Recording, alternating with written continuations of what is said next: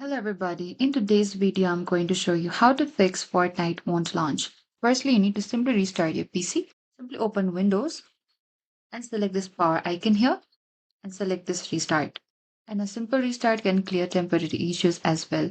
And you also need to verify the game files. You need to open the Epic Game Launcher here and simply right click over here and select this run as administrator. And you need to run Epic Games Launcher as administrator.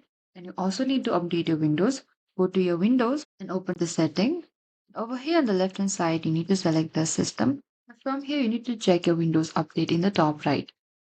And here, you need to install any available updates. Window updates often include compatible fixes as well. You also need to check the server status. If Fortnite launches but gets stuck, the server may be down.